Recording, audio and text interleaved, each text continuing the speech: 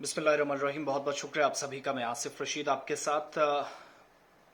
पूरे गांव को ख़त्म कर दिया गया और ऐसी जालिम और तानाशाह हुकूमत या ऐसी सरकारें जो शायद अवाम की फलाह व बहबूद के लिए काम करनी चाहिए थी, लेकिन सियासी तौर पर दुश्मनी की आड़ में कैसे वो अपने गांव को, अपने इलाके को, अपने मोहल्ले को, खित्ते को और अपने मुल्क की आवाम के ऊपर टूट पड़ते हैं। और जो हथियार शायद दुश्मनों के लिए बनाया जाता है वो अपनी ही कौम के ऊपर इस्तेमाल कैसे किया जाता है, ये मौजूदा तानाशाही फौजी हुक्मरानों ने एक मुल्क के अंदर दिखा दिया है। 110 से ज्यादा लोगों की अभी तक मौत हो चुकी है, जो हमारे पास जानकारी है। अलग अलग रिपोर्ट्स को हमने इकट्ठा किया और बड़ी तकलीफ पहुंचाने वाली तस्वीरें, मैं तस्वीरें नहीं दिखा सकता। एक तस्वीर मैंने, जो आप ऊपर थंबनेल में देख भी रहे होंगे, पूरा गांव उजाड़ दिया गया। वो लगाते हुए भी हाथ कांप रहे थे। म्यांमार बर्मा, जिसे म्यांमार कहा जाता है, पुराना नाम बर्मा है।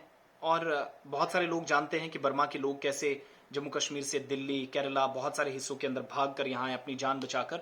और इसी तरह के इंसिडेंट्स वहां होने वाले थे या हो रहे थे, जिसके बाद उन्होंने अपनी जान बचाई और वहां से निकले, किसी न किसी तरीके से अपनी जान बचाकर वो भागे। लेकिन अब ऑफिशियली तस्दीक हो गई है और एक एयर स्ट्राइक हुई है, फिजाई हमला हुआ है, बॉम्ब गिराए गए, शेल्स गिराए गए, हेलीकॉप्टर के जरिए गांव के अंदर आग लगा दी गई। और लाशें तो दूर, हड्डियां तो दूर, ये पता ही नहीं चल रहा कि डेड बॉडीज असल में थी कहां या कहां पर लोग बैठे हुए थे। एक तकरीब चल रही थी, शादी की तकरीब थी, और उस पर फायरिंग कर दी गई म्यांमार की फौज की तरफ से। आज सुबह 6 बजे का ये इंसिडेंट है और अब पूरी डिटेल्स इसकी सामने आई, आहिस्ता आहिस्ता करके इसकी कंफर्मेशन हो गई।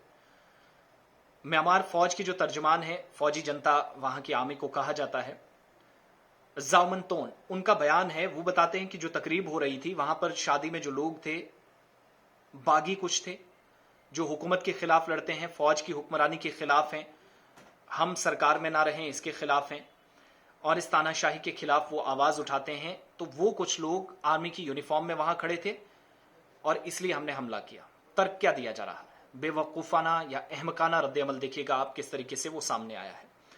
ज्यादातर बच्चे हैं, 30 से ज्यादा बच्चों की डेड बॉडीज रिकवर कर ली गई हैं और दूसरी तरफ खवातीन भी, महिलाएं भी काफी ज्यादा मारी गई हैं।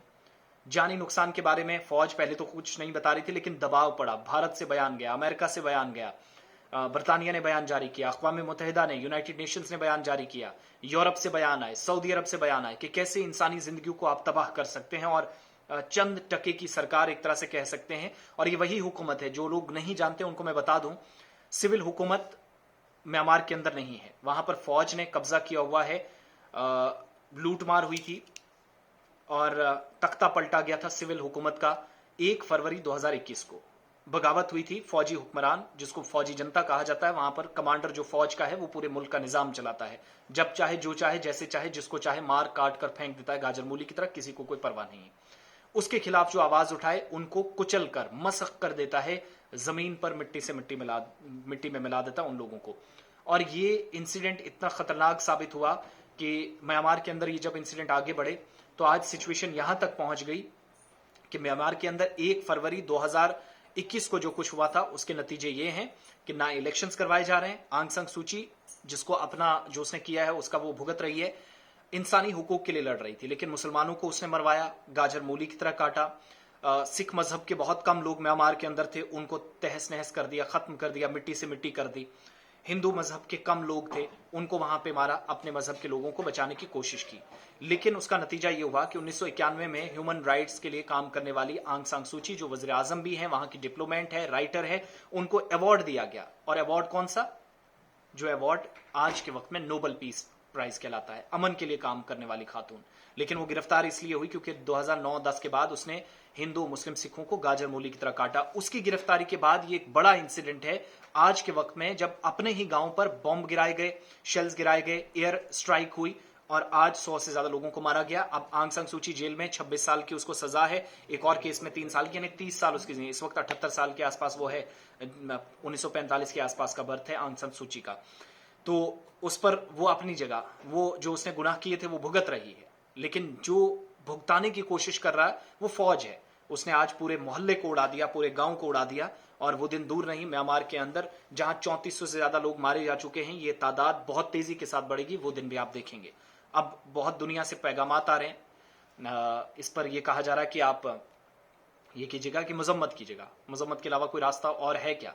कोई दूसरा रास्ता है? जुबान खोलने की किसी को इजाजत शायद नहीं है, ऐसी सूरत हाल बन रही है, लेकिन इंसानी जिंदगियां तबाह हुई हैं, 30 से ज्यादा बच्चों की लाशें बरामद हुई हैं, और आज के वक्त में जहां पर खवातीन भी तकरीब में थी, और ये एक ग्रुप यहां पर काम करता है जिसको वहां पर मिनी मिलिशिया भी कुछ लोग नाम देते हैं, जो फौज के खिलाफ खड़ा हुआ है। सिविलियन भी यहां पर शामिल थे, और ये फौजी ग्रुप जो है वो क्या कहलाता है, जो हुकूमत, जो फौज की तरफ से भी बयान जारी किया गया कि कुछ लोग यूनिफॉर्म में हुकूमत के मुखालिफ, ये बागी जंगजू थे, यानी मिलिटेंट्स थे जो हुकूमत के खिलाफ काम करते हैं, इनमें कुछ सिविलियन थे। और पीडीएफ इसको कहा जाता है, पीपल्स डिफेंस फोर्स, जो लोगों के लिए लड़ने की बात करती है।